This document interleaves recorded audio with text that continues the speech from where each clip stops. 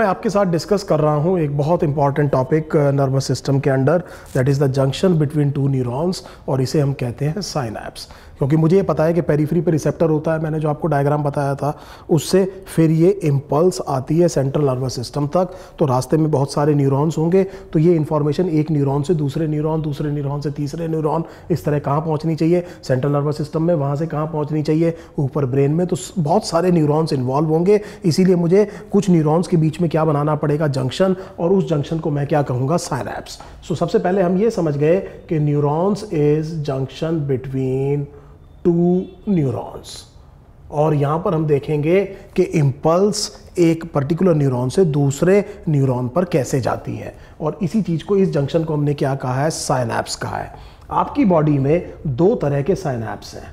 जो common synapse हैं उन्हें हम कहते हैं केमिकल साइनैप्स, और जो बहुत रेयर हैं उन्हें हम कहते हैं इलेक्ट्रिकल साइनैप्स। सो ये क्लासिफिकेशन हो गया साइनैप्स का। आपने ये देखा कि आपकी बॉडी में दो तरह के साइनैप्स हैं, एक को आपने क्या कहा है, केमिकल साइनैप्स, दूसरे को आपने क्या कहा है, इलेक्ट्रिकल साइनैप्स। ये बहुत क्या है, रेयर है।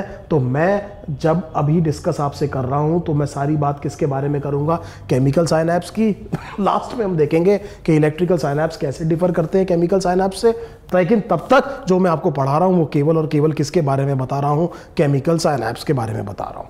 अब इधर देखिए, जैसा मैंने आपसे ये कहा कि it is a junction between two neurons, it is a junction between two neurons. So इस तरह से आपने इस चीज़ को क्या कहा है, साइनैप्स कहा है। सो अब ये जो दो न्यूरॉन्स हैं, इसमें जो पहला न्यूरॉन है इसे आप कहेंगे प्री साइनैप्टिक न्यूरॉन, इसे आप कहेंगे प्री साइनैप्टिक, और दूसरे वाले को आप कहेंगे पोस्ट साइनैप्टिक न्यूरॉन। इस जंक्शन को आपने क्या कहा, साइनैप्स। एक जो पहले है उसको आपने क्या कहा है, प्री साइनैप्टिक, जो बाद में है उसको आपने क्या कहा है, पोस्ट साइनैप्टिक। इन दोनों के बीच में आपने क्या कहा है, ये जो जंक्शन है ये साइनैप्स है, और हम जिस साइनैप्स को पढ़ रहे हैं वो कौन सा है, केमिकल साइनैप्स है। अब इतनी बात समझ में आ गई, synapse is junction between two neurons. अब मैं ये कह सकता हूँ junction between a pre synaptic and a post synaptic neuron. इसमें भी जब मैं अगर और स्पेसिफाई करना चाहूँ तो यहाँ पर जो ओटिलोडेंड्रिया या नर्व एंडिंग्स थी, terminal nerve endings of pre synaptic, और यहाँ पर डेंड्राइट्स या Soma membrane. So please understand this synapse will be, pre synaptic का कौन सा पार्ट होगा, टर्मिनल नर्व एंडिंग्स, ये प्री साइनैप्टिक की इन्वॉल्व होंगी, और पोस्ट साइनैप्टिक के या तो ज़्यादा कॉमनली यही होते हैं डेंड्राइट्स, लेकिन ये याद रखिएगा कि डायरेक्टली सोमा मेम्ब्रेन पर भी हो सकता है। सो प्लीज़ अंडरस्टैंड कि हम इसको और क्लासीफाई करते करते अब हमें ये समझ में आ गया कि synapse is a junction between terminal nerve endings of a pre synaptic neuron and the dendrites or the soma of a post synaptic neuron. And needless to say again and again, we are studying basically the chemical synapse. So एक बार एक diagram देखते हैं शुरू में ही, और फिर हम इसको समझने की कोशिश करते हैं। इधर देखिए, ये आपके क्या है, ये आपके न्यूरॉन है। अगर आप ये देखें तो ये एक पर्टिकुलर पार्ट है और ये दूसरा पार्ट है। इस जंक्शन को आपने क्या कहा है, साइनैप्स कहा है। और ये जो पोस्ट साइनैप्टिक मेम्ब्रेन है इसके ऊपर आपको रिसेप्टर दिखाई देंगे, और यहाँ पर कुछ स्पेशल स्ट्रक्चर दिखाई देंगे। इस जंक्शन को आपने क्या कहा है, साइनैप्स, और जिस साइनैप्स की मैं बात कर रहा हूँ वो कौन सा है, केमिकल साइनैप्स है। वो कौन सा है, केमिकल साइनैप्स। ये प्री साइनैप्टिक है, ये पोस्ट साइनैप्टिक। इन दोनों के बीच में ये टर्मिनल नर्व एंडिंग होगी, ये नॉर्मली डेंड्राइट होगा या सोमा मेम्ब्रेन भी हो सकती है। इस जंक्शन को आप क्या कह रहे हैं, साइनैप्स कह रहे हैं, और ज़्यादा कॉमन साइनैप्स कौन सा है, केमिकल साइनैप्स है। तो अगर मैं अल्ट्रा स्ट्रक्चर देखूँ एक साइनैप्स का, तो मैं ये देखूँगा कि ये जो प्री साइनैप्टिक न्यूरॉन है इसकी जो टर्मिनल एंडिंग है वो जैसे आपने डोर नॉब देखी है उसकी तरह होती है, और इसीलिए उसको हमने कहा साइनैप्टिक नॉब। सो ये मैं स्ट्रक्चर बना रहा हूँ, ये स्ट्रक्चर मैंने आपको बताया कि ये जो टीलोडेंड्रिया या टर्मिनल नर्व एंडिंग है ये नॉब की शेप में है, और इस चीज़ को मैंने क्या कहा है, साइनैप्टिक नॉब। और ये पोस्ट साइनैप्टिक मेम्ब्रेन है, ये क्या है, पोस्ट साइनैप्टिक मेम्ब्रेन है, और इस जंक्शन को हम कह रहे हैं केमिकल साइनैप्स कह रहे हैं। सो इधर आप देखिए साइनैप्टिक नॉब, ये है पोस्ट साइनैप्टिक मेम्ब्रेन, और ये जो बीच में जगह आपको दिखाई दे रही है ये बहुत इंपॉर्टेंट, याद रखिएगा। इसे हम कहते हैं साइनैप्टिक क्लेफ्ट। इसे हमने क्या कहा है, साइनैप्टिक क्लेफ्ट कहा है। दूसरी चीज़ अब आप थोड़ा सा ध्यान दीजिए एंट्रेंस एग्जाम की तैयारी के लिए, कि जो साइनैप्टिक नॉब है इसमें आपको दो चीज़ें बहुत कॉमनली दिखाई देंगी। एक तो फ्लूइड फिल्ड वेसिकल्स, वेसिकल्स दिखाई देंगे। इन वेसिकल्स को हम अप्रोप्रिएटली कहेंगे साइनेप्टिक वेसिकल्स। इनको हमने कहा साइनेप्टिक वेसिकल्स। इसमें जो फ्लूइड होगी उसमें एक केमिकल होगा, उस केमिकल को आप कहते हैं न्यूरोट्रांसमीटर। और क्योंकि इस पर्टिकुलर साइनैप्स में ये केमिकल इस्तेमाल होगा जिसे हम न्यूरोट्रांसमीटर कह रहे हैं, इसीलिए इस पर्टिकुलर टाइप ऑफ साइनैप्स को हम क्या कह रहे हैं, केमिकल साइनैप्स। सो केमिकल साइनैप्स मैं इसकी वजह से कह रहा हूँ, इस केमिकल की वजह से कह रहा हूँ, जिसे मैं क्या कह रहे हैं, हम क्या कह रहे हैं, न्यूरोट्रांसमीटर कह रहे हैं। दूसरी इंपॉर्टेंट चीज जो आपको यहाँ पर दिखाई देगी वो large number of mitochondria. Large number of mitochondria, you can easily deduce that something very important related to energy consumption may be occurring here। और जो पोस्ट साइनेप्टिक मेम्ब्रेन है इसके ऊपर आपको दिखाई देंगे रिसेप्टर्स। ये रिसेप्टर्स होंगे इन न्यूरोट्रांसमीटर्स के लिए, जो कि ये साइनेप्टिक वेसिकल्स इस साइनेप्टिक क्लेफ्ट में क्या करेंगे, रिलीज करेंगे। तो ये साइनेप्टिक वेसिकल्स यहां पर रिलीज करेंगे न्यूरोट्रांसमीटर, वो न्यूरोट्रांसमीटर जाकर के बाइंड करेगा अपने रिसेप्टर्स पे, और ये रिसेप्टर किसके ऊपर है, पोस्ट साइनेप्टिक मेम्ब्रेन के ऊपर है। So I hope you have got a broad idea of what the structure और the ultra structure of a chemical synapse looks like. So let us look at a diagram again and let us try to understand this is a chemical synapse. So अगर आप ये देख रहे हैं, ये post synaptic membrane है, ये आप देख रहे हैं साइनेप्टिक नॉब है, इसे हमने क्या कहा, साइनेप्टिक नॉब। इसमें मैंने आपसे कहा था दो बहुत इंपॉर्टेंट चीजें आपको दिखाई देंगी। ये वेसिकल्स है, इन वेसिकल्स के अंदर क्या भरा हुआ है, न्यूरोट्रांसमीटर। आप ये देख रहे हैं, ये न्यूरोट्रांसमीटर सिंथेसाइज हुआ होगा सेल बॉडी में। अगर आप ऊपर जाएंगे तो सेल बॉडी होगी, वहां पर सारे के सारा सिंथेसाइजिंग एपरेटस है, मेटाबॉलिक मशीनरी वहां पर है, और ये ट्रांसपोर्ट हो रहा होगा सेल बॉडी में एक्सॉन के अलोंग साइनेप्टिक नॉब में, और यहां से ये वेसिकल्स किसी तरह से इन न्यूरोट्रांसमीटर्स को इस साइनेप्टिक क्लेफ्ट में रिलीज करेंगे। दूसरी इंपॉर्टेंट चीज आप क्या देख रहे हैं, माइटोकॉन्ड्रिया। ये क्या है, माइटोकॉन्ड्रिया है, इसका मतलब यहां पर कुछ एनर्जी लगने वाला काम हो रहा है। और तीसरी चीज आप देख रहे हैं पोस्ट साइनेप्टिक मेम्ब्रेन, और ये आप देख रहे हैं कि इस पोस्ट साइनेप्टिक मेम्ब्रेन पर ये क्या है, रिसेप्टर्स हैं, किसके लिए, इस न्यूरोट्रांसमीटर के लिए, जो कि ये साइनेप्टिक नॉब क्या कर रही है, रिलीज कर रही है। सो हमें ये समझ में आ गया, इसका अल्ट्रा स्ट्रक्चर हमें समझ में आ गया कि ये हो क्या रहा है। अब आप बड़े ध्यान से मेरी एक बात सुनिए। हमने जब नर्व पोटेंशियल की बात की थी तो हमने ये कहा था कि मान लीजिए ये रिसेप्टर का न्यूरॉन है, इसको आपने स्टिमुलेट किया तो आप जानते हैं यहाँ पर एक्शन पोटेंशियल्स बन रहे होंगे, और ये पूरी की पूरी मेम्ब्रेन डीपोलराइज हो रही होगी। मैंने आपको बताया था डीपोलराइजेशन इज एन ऑल और नन फिनोमिना। सो इसका मतलब यहां पर जब पूरा का पूरा ये एक्सॉन डीपोलराइज हो रहा होगा तो सब जगह अंदर सोडियम का इनफ्लक्स हो रहा होगा।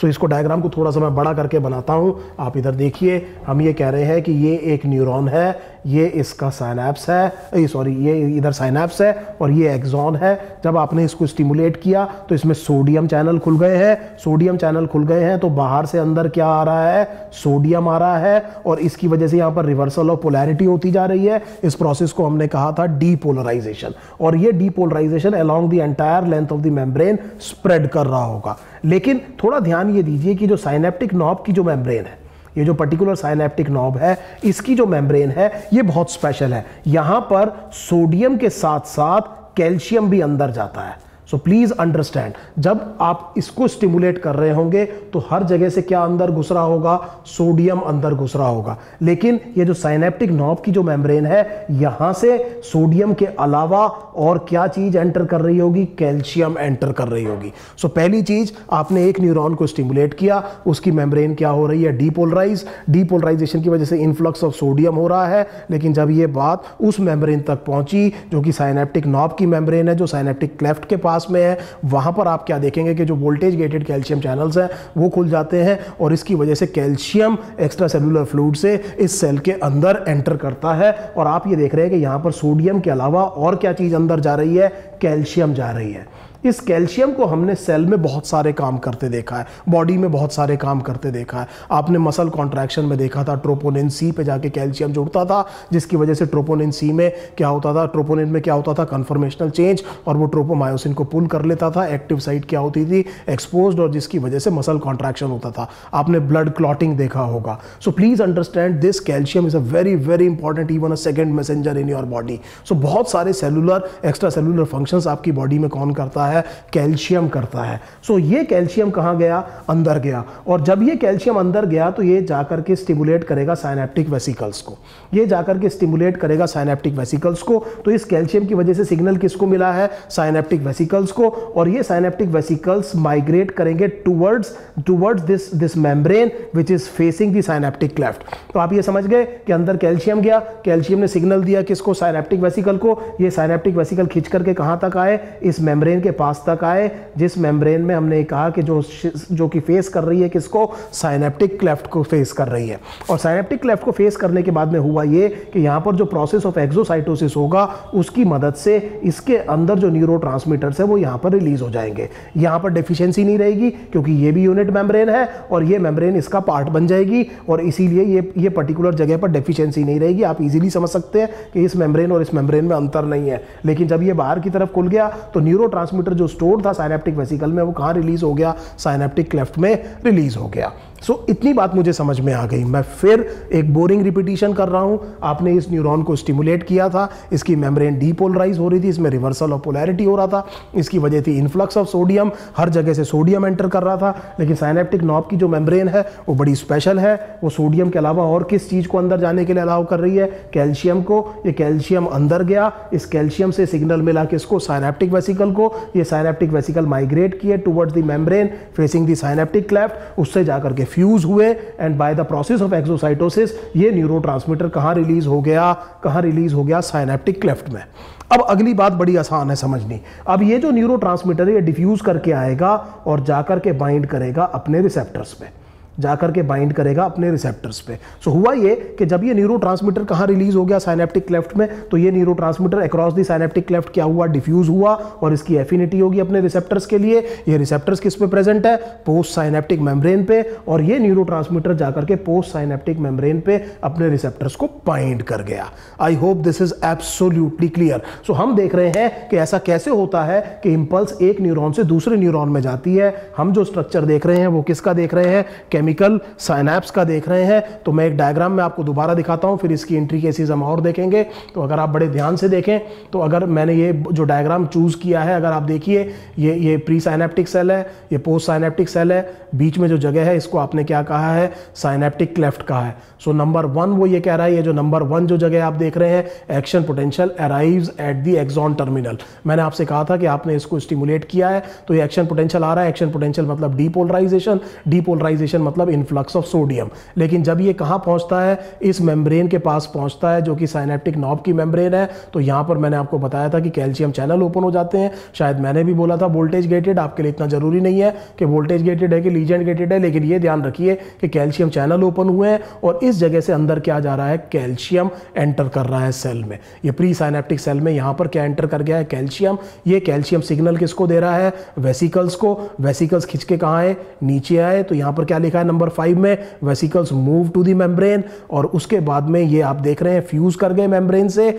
और उन्होंने एक्सोसाइटोसिस अगर आप देख रहे हैं तो ये न्यूरोट्रांसमीटर साइनेप्टिक क्लेफ्ट में रिलीज किया। और 7th नंबर में आप देख रहे हैं कि neurotransmitter diffuses across the synaptic cleft and binds to the receptor that is present on the post synaptic membrane.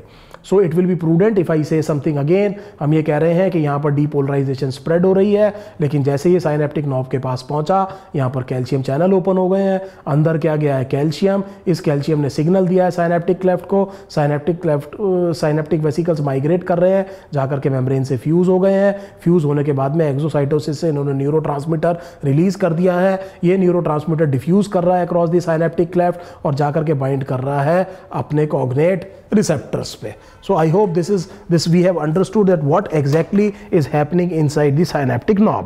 अब इसको थोड़ा आगे देखते हैं। तो इतनी बात हमें समझ में आ गया कि ये न्यूरोट्रांसमीटर आकर के अटैच हो गया है अपने रिसेप्टर से और ये रिसेप्टर्स किस पे प्रेजेंट है? पोस्ट साइनेप्टिक मेम्ब्रेन पर प्रेजेंट है। आगे देखिए, बड़े ध्यान से मेरी बात सुनिएगा। यहाँ पर मेन चीज आपने ये समझनी है कि अगर हम ये चाहते हैं कि ये इंफॉर्मेशन और आगे जाए, that means I want to stimulate this neuron as well. So ये जो न्यूरोट्रांसमीटर है इसके बाइंडिंग की वजह से ये न्यूरॉन क्या हो जाएगा? एक्साइट, और फिर आगे जाएगी इम्पल्स। आगे जाएगी तो इसकी एक साइनेप्टिक क्लेफ्ट की मेम्ब्रेन होगी, वहां पर सेम चीज होगी। तो अब आप ये समझिए कि ये न्यूरोट्रांसमीटर दो तरह का हो सकता है। पहला एक्साइटेटरी एक्साइटेटरी का मतलब ये है कि ये पोस्ट साइनेप्टिक न्यूरॉन को क्या करेगा, स्टिमुलेट, ताकि वो क्या हो जाए, एक्साइट हो जाए और इंपल्स को आगे कैरी करे। और क्या हो सकता है, इनिबिटरी, अगर आपने इस इंपल्स को यहीं पर रोक देना है। सो ये जो न्यूरोट्रांसमीटर यहां पर रिलीज हो रहा है, हम ये देख रहे हैं कि ये neurotransmitter can be excitatory, that means it will be stimulating the post synaptic neuron, और it can be inhibitory, that means it can be inhibiting the post synaptic neuron. I hope this is absolutely clear. अब बहुत important मैं आपको question करा रहा हूं। मान लीजिए ये जो न्यूरोट्रांसमीटर यहां रिलीज हुआ है केमिकल साइनेप्स में और जाकर के अपने रिसेप्टर्स पे बाइंड किया है, मान लीजिए ये एक्साइटेटरी है। अगर ये एक्साइटेटरी है तो इसकी बाइंडिंग की वजह से पोस्ट साइनेप्टिक मेम्ब्रेन में एक कॉन्फॉर्मेशनल चेंज आएगा। क्या आएगा, कॉन्फॉर्मेशनल चेंज आएगा, और वो चेंज ये आएगा कि इस पोस्ट साइनेप्टिक मेम्ब्रेन में सोडियम चैनल्स खुल जाएंगे। मेरे ख्याल से बहुत आसान है समझना, अब आप समझ गए होंगे कि ये न्यूरोट्रांसमीटर अगर एक्साइटेटरी है, ये आकर के बाइंड किया है, तो इस मेम्ब्रेन में क्या खुलेंगे, सोडियम चैनल। अब आप समझ सकते हैं अंदर क्या घुसेगा, सोडियम घुसेगा, और ये मेम्ब्रेन क्या हो जाएगी, डीपोलराइज, और पूरी लेंथ में डीपोलराइज होगी इसके एक्सॉन तक जाकर के, और इसकी साइनेप्टिक नॉब तक ये इंफॉर्मेशन पहुंच जाएगी, जहां पर ये सारे इवेंट्स फिर क्या होंगे, रिपीट होंगे, और इस वजह से इस न्यूरॉन से अगले न्यूरॉन तक भी आप क्या भेज सकते हैं, इंपल्स भेज सकते हैं। So please understand, if the neurotransmitter is excitatory, then binding of this excitatory neurotransmitter to its receptor on the post synaptic membrane brings the conformational change in the postsynaptic membrane, which is the opening of the sodium channels. इसकी वजह से there will be influx of sodium and this membrane will get depolarized and therefore will generate action potentials and the impulse will travel further. So this, I hope this is absolutely clear. Now a more important question would be what happens when the neurotransmitter is inhibitory. So if the neurotransmitter is inhibitory, obviously it is going to bind to its receptor. ये बात तो तय है कि अगर neurotransmitter चाहे excitatory हो चाहे इनिबिटरी हो, वो पोस्ट साइनेप्टिक मेम्ब्रेन पर अपने रिसेप्टर को तो बाइंड करेगा ही करेगा, लेकिन अब की बार जो कॉन्फॉर्मेशनल चेंज आएगी किसमें, पोस्ट साइनेप्टिक मेम्ब्रेन में, वो थोड़ी डिफरेंट होगी। या तो वो ओपन करेगा पोटाशियम चैनल को। Now प्लीज अंडरस्टैंड, अगर ये न्यूरोट्रांसमीटर इनिबिटरी है तो इसने क्या किया है, यहां पर बाइंड किया, बाइंड करने के बाद में जो कॉन्फॉर्मेशनल चेंज की आई है इस पोस्ट साइनेप्टिक मेम्ब्रेन में कि इसमें पोटाशियम चैनल्स खुल गए हैं। अब आप जानते हैं पोटाशियम अंदर ज्यादा होता है, so this will lead to efflux of potassium. So इसकी वजह से क्या होगा, पोटाशियम का इफ्लक्स होगा, और इफ्लक्स होगा तो ये मेम्ब्रेन हाइपर पोलराइज हो जाएगी। अगर आपको याद आ रहा है तो ये मेम्ब्रेन क्या हो जाएगी, हाइपर पोलराइज। इसका मतलब इसका पोटेंशियल और ज्यादा क्या हो जाएगा, नेगेटिव, और इसको एक्साइट करना उतना ही क्या हो जाएगा, मुश्किल हो जाएगा। अब अगर दूसरा तरीका ये हो सकता है कि ये किसको खोल दे, क्लोराइड चैनल्स को ओपन कर दे। क्लोराइड बाहर ज्यादा होता है तो क्लोराइड का क्या होगा, इनफ्लक्स होगा, और जिसकी वजह से फिर मेम्ब्रेन क्या हो जाएगी, हाइपर पोलराइज होगी। सो कहने का मतलब ये है कि अगर न्यूरोट्रांसमीटर एक्साइटेटरी है तो पोस्ट साइनेप्टिक मेम्ब्रेन को क्या करेगा, डीपोलराइज, और अगर इनिबिटरी है तो क्या करेगा, हाइपर पोलराइज। हाइपर पोलराइजेशन की वजह से आप इसके रेस्टिंग मेम्ब्रेन पोटेंशियल जो कि -70 हो सकता है उसको -90 तक ला सकते हैं। इसकी वजह से आप उसको क्या कर रहे हैं, इनिबिट, और ये इंपल्स आगे ट्रेवल नहीं करेगी। मैं एक बहुत इंपॉर्टेंट चीज आपको एनकरेज करूंगा कि आप जाकर के इंटरनेट पे ये सर्च कीजिए कि जो आप पेन किलर्स लेते हैं, जो एनास्थेटिक्स होते हैं, जो कि पेन पाथवे को ब्लॉक करते हैं और इंपल्स को एक जगह से दूसरी जगह जाने नहीं देते, उनका क्या काम है, वो क्या इस तरह से इनिबिटरी न्यूरोट्रांसमीटर की तरह कुछ काम करते हैं क्या। सो इतनी बात आपने देखनी है कि ये जो ड्रग्स हैं जो कि पेन रिलीफ करती हैं या एनेस्थीसिया में काम आती हैं, वो बेसिकली केमिकल साइनेप्स पे क्या असर डालती हैं। So I hope this is absolutely clear that what happens to the neurotransmitter that is released by this particular neuron. इतनी बात आपको समझ में आ गई है। अब एक इंपॉर्टेंट 2-3 प्रॉपर्टीज समझिए आप केमिकल साइनेप्स की। सो मैं आपको केमिकल साइनेप्स की 2-3 बड़ी इंपॉर्टेंट प्रॉपर्टीज बता रहा हूं, इसको बड़े ध्यान से देखिएगा। पहली प्रॉपर्टी तो ये है कि there will be a unidirectional transmission का मतलब ये हुआ कि जो इंपल्स है वो प्री साइनेप्टिक से कहां पर जाएगी, पोस्ट पर जाएगी। एम्स में ये क्वेश्चन आ चुका है, what explains the unidirectional transmission of impulse across a synapse generally. So हमने क्या कहा, it will travel from pre to post. This is very easy to explain. Neurotransmitter किसने रिलीज करना है, प्री साइनेप्टिक ने, और जाकर के उसके रिसेप्टर किसके ऊपर है, पोस्ट साइनेप्टिक के ऊपर। सो हमें इमीडिएटली समझ में आ गया कि इसकी डायरेक्शन कहां से कहां होगी, प्री से पोस्ट होगी। दूसरी चीज जो आपको 12th के लेवल पर पता होना चाहिए वो है synaptic fatigue. Synaptic fatigue. Synaptic fatigue का मतलब ये है कि ये जो न्यूरोट्रांसमीटर है ये एक फाइनाइट अमाउंट में है। अगर आप बार बार स्टिमुलेट कर रहे हैं और बार बार ये न्यूरोट्रांसमीटर रिलीज हो रहा है, बार बार ये न्यूरोट्रांसमीटर रिलीज हो रहा है, तो धीरे धीरे न्यूरोट्रांसमीटर का अमाउंट क्या होना शुरू होगा, कम, और फिर ट्रैवलिंग ऑफ इंपल्स धीरे धीरे क्या होती चली जाएगी, कम होती चली जाएगी। आप दिमाग लगाइएगा कि मैं स्लीप वेकफुलनेस साइकिल की कुछ बात तो नहीं कर रहा हूँ। तो इसका मतलब ये हुआ कि ये न्यूरोट्रांसमीटर धीरे धीरे क्या हो सकते हैं, रिलीज। तो यहाँ पर जो इन्फॉर्मेशन है वो उतनी तेजी से नहीं जाएगी, और थोड़ी देर में जब ये न्यूरोट्रांसमीटर क्या हो जाएगा, रीजनरेट हो जाएगा, तो आप दोबारा इसके अक्रॉस क्या कर सकते हैं, इंपल्स को ट्रांसमिट कर सकते हैं। सो एक तो हमने कहा यूनिडायरेक्शनल, और दूसरा हमने क्या कहा कि साइनेप्टिक फटीग। तीसरा बहुत ध्यान से सुनिएगा, तीसरे बड़े ध्यान से सुनिए, हमने ये कहा कि इस पर्टिकुलर पार्ट ने क्या रिलीज करना है, न्यूरोट्रांसमीटर, जो कि बाइंड जाके किस पे करेगा, इस रिसेप्टर पे। तो इस रिसेप्टर पे अगर आपको कॉम्पिटिटिव इनहिबिशन याद आ रहा है एंजाइम्स में, तो मैं क्या कर सकता हूं कि किसी इस न्यूरोट्रांसमीटर के बाइंडिंग को यहां पर रोक सकता हूं। इसका मतलब मैं यहां पर इनहिबिट कर सकता हूं साइनैप्स को।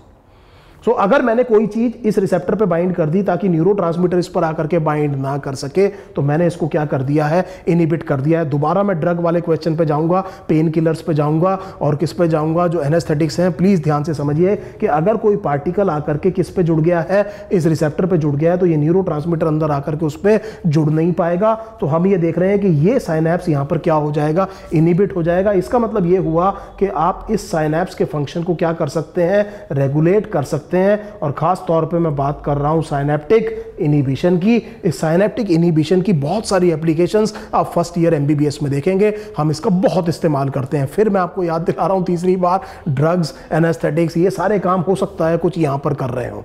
सो आपको ये तीन बड़ी इंपॉर्टेंट प्रॉपर्टी समझ में आ गई कि केमिकल साइनैप्स के अक्रॉस जनरली यूनिडायरेक्शनल ट्रांसमिशन होता है। नंबर 2, अगर आप एक ही को बार बार यूज करेंगे तो न्यूरोट्रांसमीटर क्या हो सकता है, डिप्लीट हो सकता है, इसकी वजह से साइनेप्टिक फटीग हो सकती है। नंबर 3, आप इसके फंक्शन को क्या कर सकते हैं, रेगुलेट कर सकते हैं, और इसी वजह से आप क्या देख रहे हैं कि इस साइनैप्स को हम क्या कर सकते हैं, इनहिबिट कर सकते हैं। अब अगर हम ध्यान दें तो मैंने आपसे शुरू में ये कहा था कि साइनैप्स दो तरह के होते हैं। पहला मैंने आपसे ये कहा था कि केमिकल साइनैप्स जो बहुत कॉमन है, और दूसरा मैंने आपसे कहा था इलेक्ट्रिकल साइनैप्स। आप इलेक्ट्रिकल साइनैप्स के बारे में दो चीज़ देखिए बड़े ध्यान से। इलेक्ट्रिकल साइनैप्स में होता यह है, इलेक्ट्रिकल साइनैप्स में होता यह है कि इलेक्ट्रिकल साइनैप्स में the synaptic cleft is virtually absent. Now please, I am not saying that these two cells are actually fused with each other, जैसा कि आपने इंटरकैलेटेड डिस्क कार्डियक मायोसाइट्स में देखा था। लेकिन मैं ये कह रहा हूँ कि यहाँ पर साइनेप्टिक क्लेफ्ट वर्चुअली क्या है, एब्सेंट है। ये बहुत पास है और इनके बीच में गैप जंक्शंस है, इनके बीच में गैप जंक्शंस है। इसका मतलब ये हुआ कि अगर आप यहाँ से इन्फ्लक्स करा रहे हैं सोडियम का, तो यही सोडियम यहाँ जाकर के इस पर्टिकुलर पोस्ट साइनेप्टिक न्यूरॉन को भी क्या कर सकता है, एक्साइट कर सकता है। सो केमिकल साइनैप्स में बड़ी साइनेप्टिक क्लेफ्ट होती है, इलेक्ट्रिकल साइनैप्स में साइनेप्टिक क्लेफ्ट वर्चुअली क्या होती है, एब्सेंट होती है। और इसका फायदा या नुकसान आप ये समझ लीजिए होगा ये कि ये सोडियम जो अंदर जा रहा है इन्फ्लक्स से, वही सोडियम इन गैप जंक्शन से कहां जा सकता है, पोस्ट साइनेप्टिक न्यूरॉन पर, और इसको क्या कर सकता है, डीपोलराइज। अब बड़े ध्यान से देखिए, एक बात तो मुझे समझ में आ गई कि electrical synapse will be faster than the chemical synapse. Chemical synapse में तो आपको साइनेप्टिक वेसिकल को एक्टिवेट करना है, वो खिंच के आएगा, साइनेप्टिक मेम्ब्रेन से फ्यूज करेगा, न्यूरोट्रांसमीटर रिलीज होगा, फिर वो न्यूरोट्रांसमीटर डिफ्यूज करेगा, वगैरह वगैरह। It will take time. लेकिन यहाँ पर तो इंस्टेंटेनियस ट्रांसमिशन है इम्पल्स का across the electrical synapse. So इसका मतलब एक बात तो तय है कि electrical synapses will be much faster than the chemical synapse. Now the question arises कि जब मैं नर्वस सिस्टम की बात करता हूँ, सो फास्ट होना एक बहुत बड़ा एडवांटेज लगता है। फिर मेरी एनसीईआरटी ये क्यों कह रही है कि electrical synapses are rare in our systems? क्यों इतने रेयर होते हैं इलेक्ट्रिकल साइनैप्स? उसकी वजह ये है कि इलेक्ट्रिकल साइनैप्स को आप रेगुलेट नहीं कर सकते। नाउ प्लीज अंडरस्टैंड, ये वो तीर है जो चल गया। अगर ये इंपल्स ट्रांसमिशन एक बार शुरू हो गई तो आप इसको बीच में रोक नहीं सकेंगे।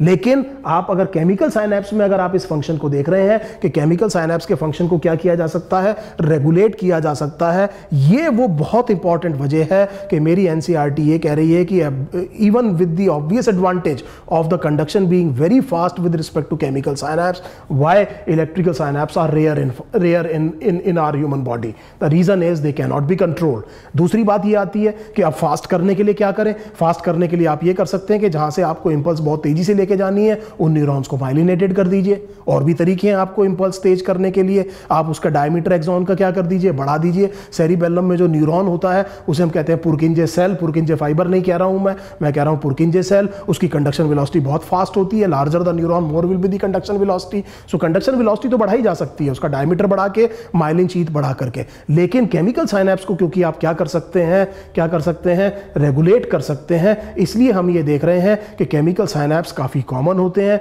और इलेक्ट्रिकल साइनेप्स जिनको हम रेगुलेट नहीं कर सकते वो काफी रेयर होते हैं। इसी चीज में अगर हम आगे चलें तो एक बड़ी इंपॉर्टेंट चीज हमें पता होनी चाहिए कि वो केमिकल साइनेप्स में वो कौन से कॉमन न्यूरोट्रांसमीटर्स हैं जो रिलीज होते हैं।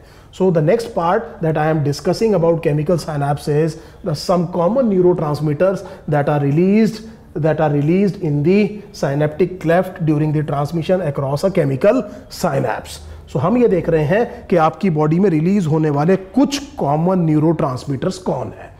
So this is a very important point, बड़े ध्यान दीजिए। हम लिख रहे हैं some common neurotransmitters। पहला मैं आपको बताऊंगा एसिटाइल कोलिन।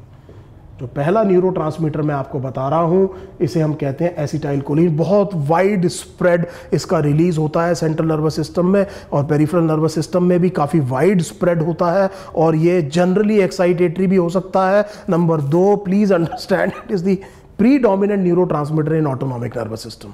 सो एसिटाइल कोलिन को हम क्या देख रहे हैं कि एसिटाइल कोलिन बहुत वाइड स्प्रेड है और हम क्या कह रहे हैं कि ये एक और जगह खास तौर पे आप ध्यान रखिएगा कि ऑटोनॉमिक नर्वस सिस्टम में रिलीज होने वाला प्रीडोमिनेंट न्यूरोट्रांसमीटर कौन है, एसिटाइल कोलिन है। और एक और क्वेश्चन मेडिकल एंट्रेंस के लिए बहुत इंपॉर्टेंट है, which is the neurotransmitter that is released at the neuromuscular junction. उसका भी आंसर क्या आता है, acetyl choline. So predominant neurotransmitter in autonomic nervous system and at the neuromuscular junction. It does not mean that it is not released anywhere else. Again I am saying it is very widespread. अब इसके बारे में दो बात समझिएगा।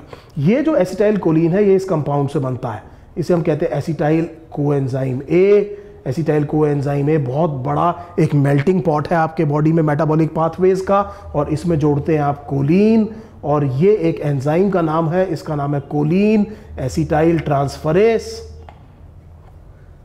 Choline acetyl transferase. This leads to the development of or the formation of acetylcholine. आप ये चाहेंगे कि ये न्यूरोट्रांसमीटर अगर न्यूरोमस्कुलर जंक्शन पे हमने मसल में देखा था, जब ये बाइंड करता है मोटर एंड प्लेट पे तो वो मसल डीपोलराइज होती है और मसल कॉन्ट्रैक्शन होती है। सो please understand a very simple fundamental, अगर एक न्यूरोट्रांसमीटर जाके बाइंड कर रहा है तो उसके एक्शन को एंड भी तो करने आना चाहिए हमको। हम नहीं चाहेंगे कि मसल हमेशा क्या रह जाए, कॉन्ट्रैक्ट करे। तो एसिटाइलकोलिन बाइंड करे, मसल क्या करे, कॉन्ट्रैक्ट करे और फिर एसिटाइलकोलिन वहां से हटना भी चाहिए। सो इसका मतलब मुझे इस एसिटाइलकोलिन को तोड़ने का भी एंजाइम चाहिए और उस एंजाइम को जिसे हम कह रहे हैं उसको हम तोड़ देंगे वापस एसीटेट में और कोलिन में। ये कोलिन जो है ये रीअपटेक हो जाएगा साइनेप्टिक क्लेफ्ट के से साइनेप्टिक नॉब में। इसको आप क्या कर देंगे, रीअपटेक, इसको आप ट्रांसफर कर देंगे सेल बॉडी में ताकि एसिटाइलकोलिन बनाने में दोबारा इस्तेमाल हो जाए और इस एंजाइम का नाम है एसिटाइलकोलिन एस्टरेस। इस एंजाइम का नाम है एसिटाइलकोलिन एस्टरेस। सो इस बात को ये समझिए, एसिटाइल कोएंजाइम ए में मैंने कोलिन जोड़ा, कोलिन एसिटाइल ट्रांसफरेस क्या बना, एसिटाइलकोलिन इस तरह से बनता है। फिर इसके एक्शन को बंद करने के लिए, खत्म करने के लिए मुझे एक एंजाइम चाहिए। इस एंजाइम का नाम है एसिटाइलकोलिन एस्टरेस। ये इसको तोड़ देगा एसीटेट में और कोलिन में, इसका एक्शन रुक जाएगा, कोलिन रीअपटेक हो जाएगा। रीअपटेक हो जाएगा तो ये कोलिन कहाँ पहुंच जाएगा, सेल बॉडी में, ताकि आप इससे दोबारा एसिटाइलकोलिन बना सकें। एक क्वेश्चन मैं आपको करने के लिए दे रहा हूँ। कुछ ट्राइब्स जो हैं वो एरो पॉइजन यूज करती हैं हंटिंग के दौरान। सो इसका मतलब जब वो तीर चलाते हैं तो उसके तीर के आगे कुछ पॉइजन्स होते हैं और वो पॉइजन जब जाकर के जुड़ता है तो वो पॉइजन या तो इस एंजाइम को इनिबिट करते होंगे या इस एंजाइम को इनिबिट करते होंगे। सो आप ये समझ सकते हैं दोनों एंजाइम अगर नहीं होंगे तो एक में एसिटाइलकोलिन बनेगा नहीं तो भी पैरालिसिस हो सकता है और एक में एसिटाइलकोलिन एस्टरेस नहीं होगा तो मसल्स कॉन्ट्रैक्ट करके बाद में क्या नहीं करेंगी, रिलैक्स नहीं करेंगी और एक तरह का स्पाज्मोडिक पैरालिसिस हो जाएगा। सो दोनों कंडीशंस में नुकसान हो सकता है। सो ये जो ट्राइबल्स हैं ये एरो पॉइजन की तरह कौन सी ड्रग इस्तेमाल करते हैं जो कि या तो किस एंजाइम को खराब करती हो, कोलिन एसिटाइल ट्रांसफरेस को और एसिटाइल कोलिन एस्टरेस को। खास तौर पे जो मैं आपको सर्च करने के लिए कहूंगा वो इस ड्रग को करिएगा, कुरैर। इस ड्रग को करिएगा कि कुरैर ये कौन सी ड्रग है जो कि किस एंजाइम को इनहिबिट करती है। So I hope we have understood the first of the common neurotransmitter released in your body which is acetylcholine. जो दूसरे न्यूरोट्रांसमीटर्स हैं इनको मैं कलेक्टिवली कहूंगा मोनोअमीन्स, बल्कि कैटेकोलामीन्स। मैंने इनको क्या कहा है? कैटेकोलामीन्स, मोनोमीन्स, एक और मैं बाद में आपको पढ़ाऊंगा। So the second group of common neurotransmitters are catecholamines.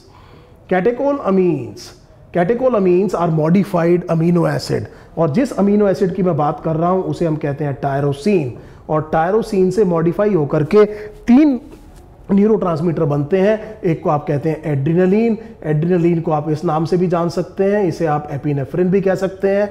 Nor adrenaline, nor adrenaline को आप नॉर एपिनेफ्रिन भी कह सकते हैं। और तीसरा डोपामीन, डोपामीन। ये तीनों किसके डेरिवेटिव हैं? टायरोसिन के। They are aminated things, so that means adrenaline और adrenaline are both hormones as well as neurotransmitters. So ये जो न्यूरोट्रांसमीटर्स है ये मॉडिफाइड अमीनो एसिड है, इसीलिए मैंने इनको मोनोअमीन्स कहा है। So please understand they are very important neurotransmitter, very important transmitters in the sympathetic system, epinephrine and norepinephrine, as well as they are also very widely distributed throughout the nervous system. मैं थोड़ा सा ध्यान आपको यहाँ पर दिलाना चाहूँगा। 2005 AIPMT में एक क्वेश्चन आया था। ये जो न्यूरोट्रांसमीटर है ये एक बेसल गैंग्लिया है।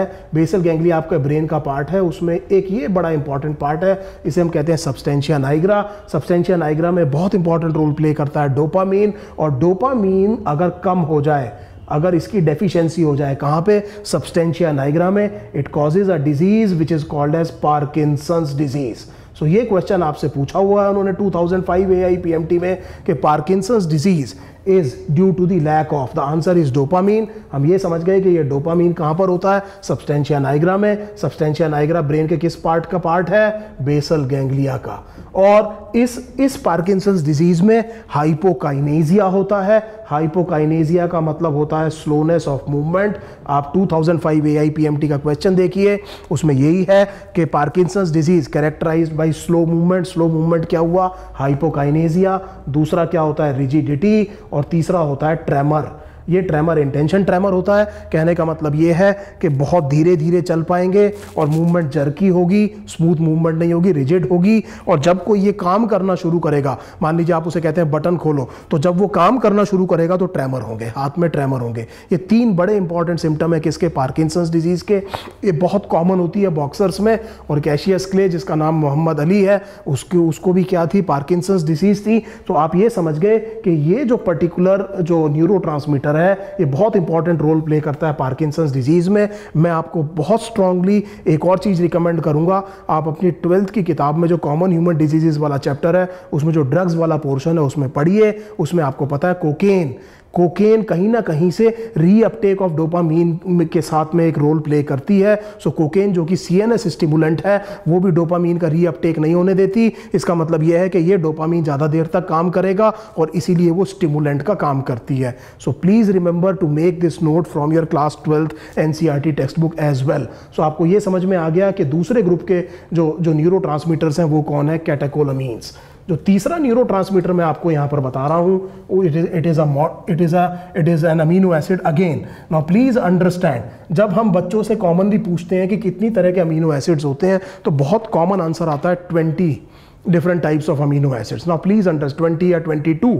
लेकिन मेरी बात सुनिए, मैंने आपसे ये नहीं पूछा है कि कितने प्रोटीनोजेनिक अमीनो एसिड होते हैं।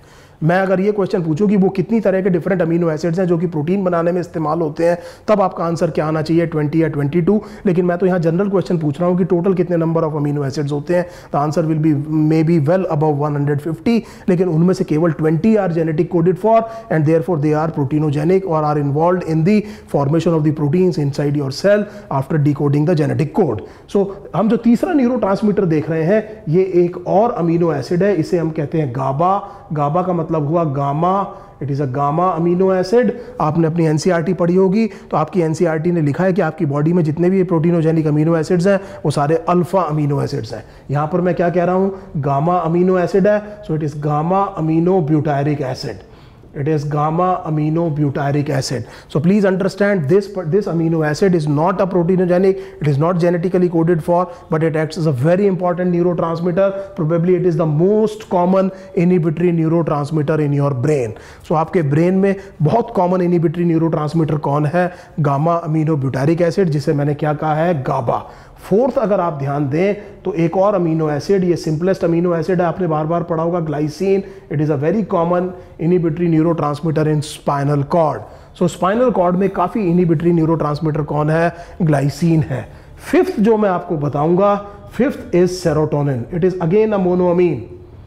सेरोटोनिन को हम 5-हाइड्रोक्सीट्रिप्टामीन भी कहते हैं, 5-हाइड्रोक्सीट्रिप्टामीन भी कहते हैं। ये फिर मोनोअमीन है, इसका मतलब ये मॉडिफाइड अमीनो एसिड से बनता है। बार बार आपको ये इंपॉर्टेंट चैप्टर याद आ रहा होगा, biomolecules, go and revise it. ये जो सेरोटोनिन है, ये 5-हाइड्रोक्सीट्रिप्टामीन, ये बनता है ट्रिप्टोफैन से, ये बनता है ट्रिप्टोफैन से। और ये बहुत ही इंपॉर्टेंट न्यूरोट्रांसमीटर है। साइकियाट्रिस्ट, साइकोलॉजिस्ट इस न्यूरोट्रांसमीटर पे बेस्ड बहुत ज़्यादा ड्रग्स इस्तेमाल करते हैं। उसकी वजह देखिए कि ये सेरोटोनिन खास तौर पे यहाँ से रिलीज होता है, Rafe Magnus of your brain.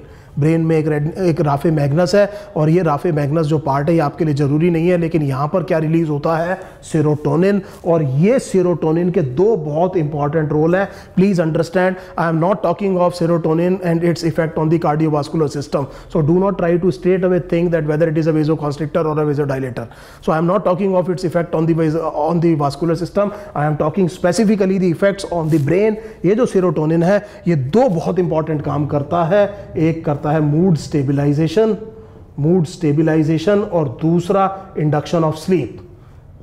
So please understand, this neurotransmitter is involved in mood stabilization and induction of sleep. So did I say something wrong? मैंने आपसे कहा कि साइकोलॉजिस्ट और साइकेट्रिस्ट हैं, वो बहुत ज़्यादा जो उनकी ड्रग्स हैं वो किस हार्मोन के ऊपर काम करती हैं? सेरोटोनिन पे। इसके रीअपटेक को कम भी कर सकती हैं कुछ ड्रग्स, ताकि ये ज़्यादा देर तक काम करे और आसानी से आदमी को नींद आ सके, और उसके अंदर कोई वॉलेंट बिहेवियर वगैरह ना हो, उसका मूड बहुत ज़्यादा मैनिक डिप्रेसिव ना हो। तो मूड स्टेबलाइजेशन में आप किस न्यूरोट्रांसमीटर का रोल देख रहे हैं? सेरोटोनिन का। और लास्ट जो मैं आपको बताऊंगा, they are the part of what is called as brain opiate system. Brain opiate system, opium शब्द आपने 12th की उसमें ड्रग्स वाले चैप्टर में पढ़ा होगा।